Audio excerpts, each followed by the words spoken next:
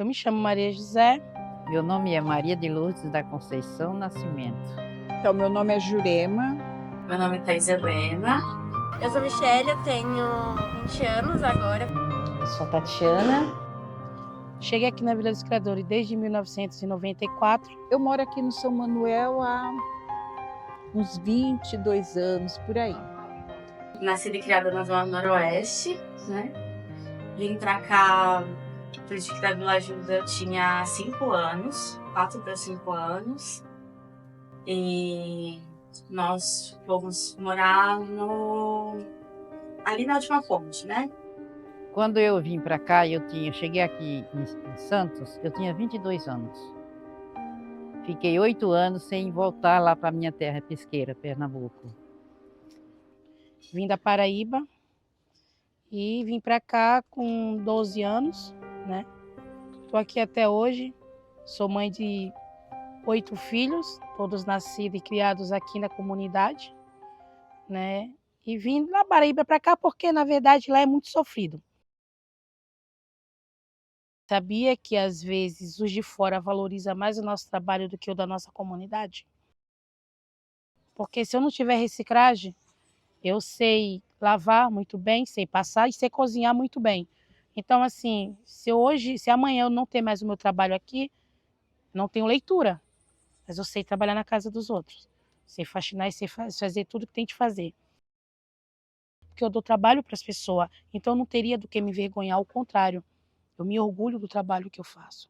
Hoje vocês chegarem aqui, eu estou mais ou menos limpinha. Tem dia que eu estou ali naquele meio, puxando o bag, costurando o bag, na chuva, no sol. Estou toda preta, que você vai falar, nossa, pelo amor de Deus. Mas eu não tenho vergonha disso. Eu não tenho vergonha disso. Porque ninguém é melhor do que ninguém aqui. É porque um é preto, outro é branco, um é gordo, outro é magro, que nós somos melhores do que o outro. Nós estamos todos iguais.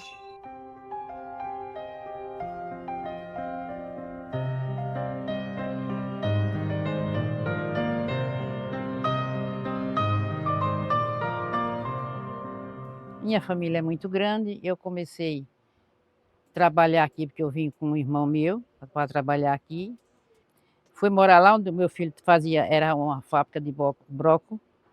Fiquei um bocado de tempo, namorei, casei e vim para São Vicente. Em São Vicente eu fui nessa casa que eu estava lá, eu casei, fui ser caseira. Meu marido bebia muito, queria me bater e eu não aceitava, que eu acho que a mulher não deve apanhar de homem. E eu segui minha vida assim. Depois de muitos anos, eu fiquei casada 19 anos e tive meus 4 filhos. E me separei do meu marido depois de um tempo, já morava em São Vicente. Fui morar na Areia Branca, peguei a casa do BNH e fiquei lá um bocado de tempo. Depois tive que vender, então comecei a trabalhar e fui saindo sozinha. Eu me separei dele e fui ver a minha vida cuidando dos 4 filhos.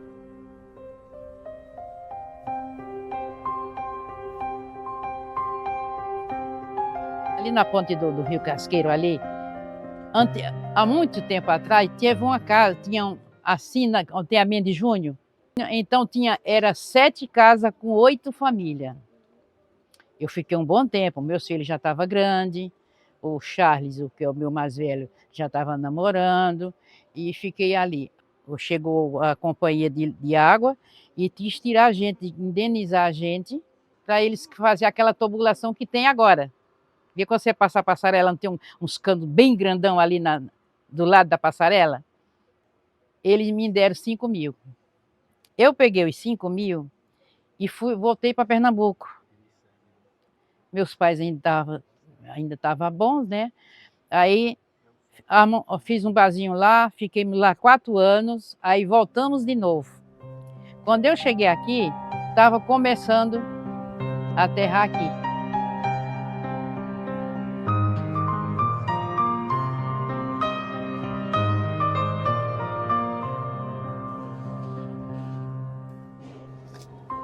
Então a senhora viu isso aqui tudo ser construído? Tudo. As casas, os barracos? Tudo. E barraco pegando fogo também.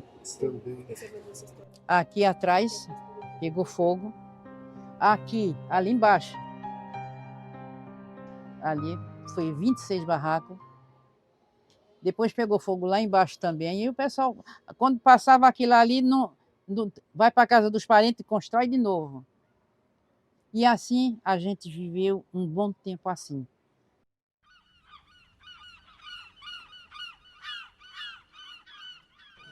Eu vim do Amazonas com 7, 8 anos de idade e fui criado por uma família, né?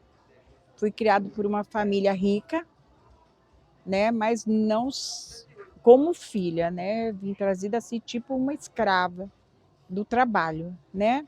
Aí fui crescendo, fizeram eu casar muito cedo. Eu tinha apenas 14 para 15 anos quando eu casei, né? Foi aqui em Santos mesmo, aqui em Santos mesmo. E aí depois eu casei e passei boas dificuldades com meu marido, né? E acabei fugindo dele, né? Aí eu já tive um filho com ele, né? E o nome do meu filho era Christian. Mas daí foi passando, depois eu casei de novo, né? Conheci o pai dos meus outros filhos, né?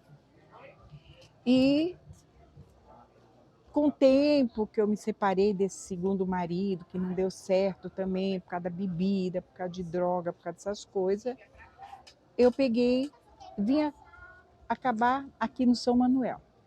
No São Manuel eu ainda tinha uns 5 filhos vivos. O São Manuel, onde eu moro hoje, se eu for falar que tive alegrias, não tive nenhuma. Mudei para cá, depois mataram meu primeiro filho com 33 anos de idade, né? Em São Paulo, ele foi trabalhar para São Paulo. Mataram ele lá, né? Aí sofri muito, né? Sofri demais. Aí depois, passados os tempos, tinha uma filha minha que estava na vida, no mundo, que usava drogas. Há 10 anos atrás, o pessoal pegaram ela, levaram ela, né, na minha casa, que eu já morava aqui na João Carlos, levaram ela, mataram ela, e até hoje eu não sei nem onde que está o corpo dela.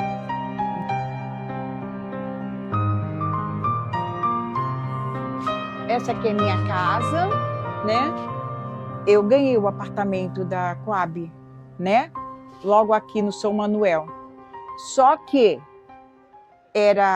eu não tinha dinheiro para sustentar o apartamento, porque tinha condomínio, tinha água, luz, e na época era 9 netos.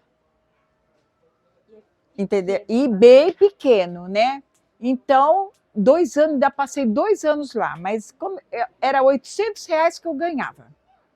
E as coisas do apartamento chegou a R$1.000. Eu não tinha como pagar. Ou pagava o apartamento, ou comprava comida, e as crianças também se vestem. Tem que se vestir, né? Aí o que eu fiz? Vendi o apartamento, né? Vendi o apartamento, comprei essa casa, que era só um pequenininho, só esse quarto aí do meio, né? E o resto nós pegamos, eu e minha filha e minha neta, compramos as coisas e aumentamos a casa, para ficar mais confortável um pouquinho para eles, né? Eu vim morar no São Manuel, eu tinha 9 anos. E ficamos aqui por alguns anos, né? Eu e a minha família. Conheci algumas pessoas e com 13 anos eu me mudei para a cidade do lado. Mas o contato com as pessoas daqui ficou. Com 14, 15 anos eu retornei para morar agora numa casa que já era propriamente da minha família.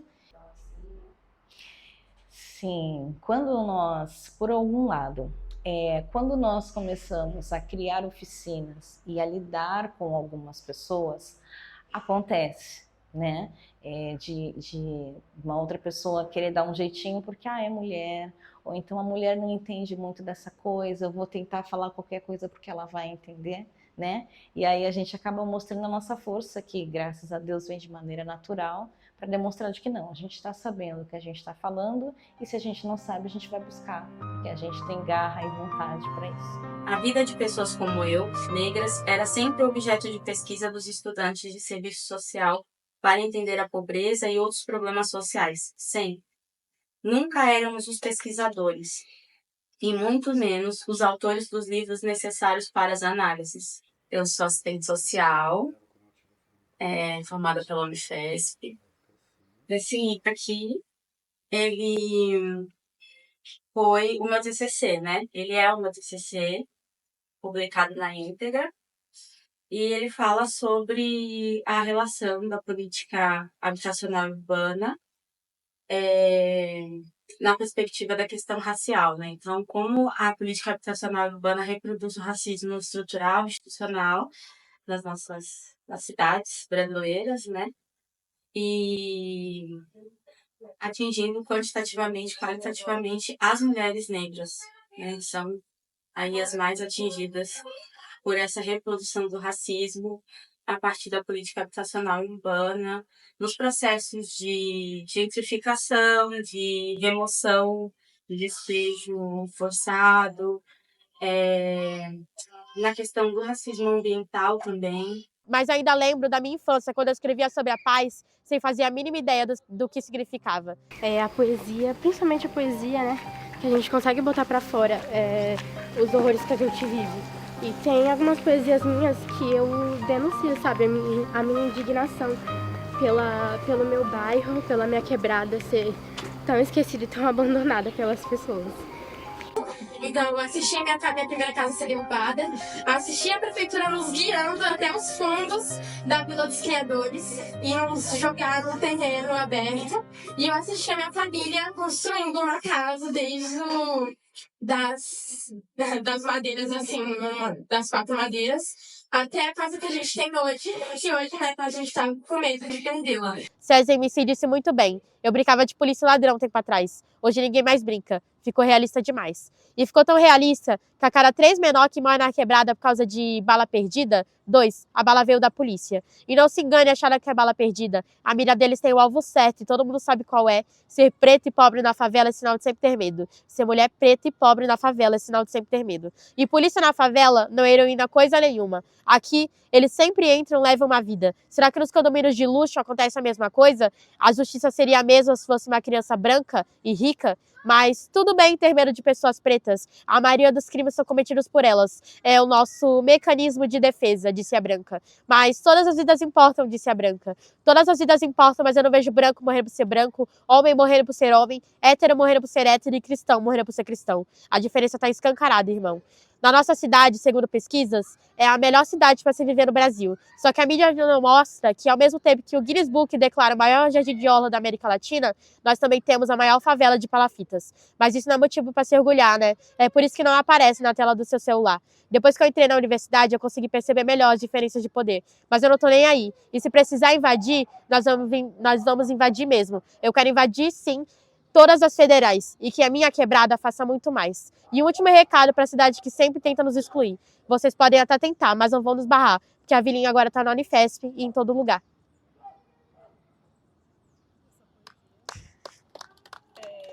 Você citou a faculdade. Porque sempre quando você é mulher, acaba tendo mais dificuldade, né, para se inserir assim dentro desse mundo, em qualquer mundo. Então, quando você sente dificuldade muito quando em comparação com outros homens que são poetas, né? Um exemplo é se você pegar e ir numa batalha de rima, né? Quantas mulheres estão rimando lá, quantas mulheres são levadas a sério na batalha, quantas mulheres ganham uma batalha, ou se elas são vistas, né, também como poetas, como artistas, como seres que também estão inseridos naquele espaço de cultura, né? Quando eu entrei na Unifesp já foi um baque, assim, caraca, eu entrei em uma universidade pública, estou numa universidade federal, É uma universidade de renome, que é uma das 3 melhores universidades de São Paulo e do Brasil. Então, já foi um baque, assim, de entrar sendo uma menina de quebrada, de periferia. Eu fui criada sem mãe, sem pai, nunca tive. Minha mãe, quando foram me buscar lá no Amazonas, passaram para lá, minha mãe verdadeira me deu. Não sei quem é minha mãe, não sei quem é meu pai, não sei se eu tenho irmãos, não sei se eu tenho irmãs. Então, fui criada num mundo só, Deus e eu, né? Então, por isso que eu não quero que eles passem pelo que eu passei. Eu não abandono eles de jeito nenhum, sabe? Às vezes até me dá louca, sabe? Eu falo assim, eu vou deixar vocês, eu vou sumir. Mas daí eu falo, se eu sumir, eles vão atrás. São quantos netos? Eu criei 12, mas hoje eu só tenho 8 aqui. Os 8 estão ali sobre a cabeça da senhora. Tá ali, sobre... eu acho que agora é mais eu que estou sobre a cabeça deles, que ninguém deixa nem eu sair, entendeu? Não, mas é brincadeira, mas todos estão aí, tá o Micael, tá Eloá, Melissa, é que eles foram para uma festinha que tá tendo ali, senão tava todo mundo aqui, sabe? Mas é isso, a minha história de vida, tem muito mais coisas, né? E se for falar tudo desde o começo mesmo, dá um filme. Isso é só um comentário. Eu acredito que por alguma razão, talvez por eu ser filha, né, de mãe solo, eu cresci tendo que saber o que fazer, né? Então, eu sempre vi a minha avó, né, se fazendo em 10, a minha mãe tendo que se fazer em 20, e aí minhas irmãs que foram mães cedo, tendo que também, né, se virar e deixar de estudar e tal. Então, eu me senti, eu acho que eu sempre tive nessa posição de estar há quase 10 anos a mais na minha frente. Houve algum momento, acredito que talvez na maternidade, em que eu tenha sentido de que eu não vivi muitas coisas, né? E aí eu me lembro de uma música que eu conheci no meio desse trajeto da Maria Bethânia, que se diz Brincar de Viver. E a música ela fala justamente de que a história ela não tem fim, ela continua toda vez que você responde sim, você responde sim. Então no trabalho que eu exerço, né, que eu tenho essa oportunidade aqui no Repaz, eu acho que eu tento passar para todas as pessoas isso. Parar para pensar sobre os sims e os nãos que você tem responsabilidade de dar para a sua vida, né? Na arte que a gente tem de viver.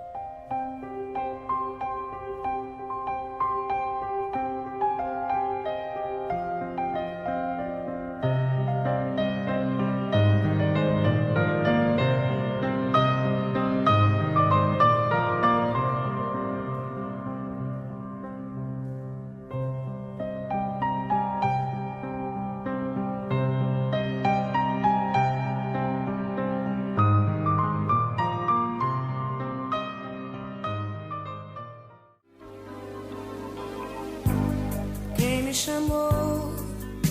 Quem vai querer voltar pro ninho e redescobrir seu lugar? Pra retornar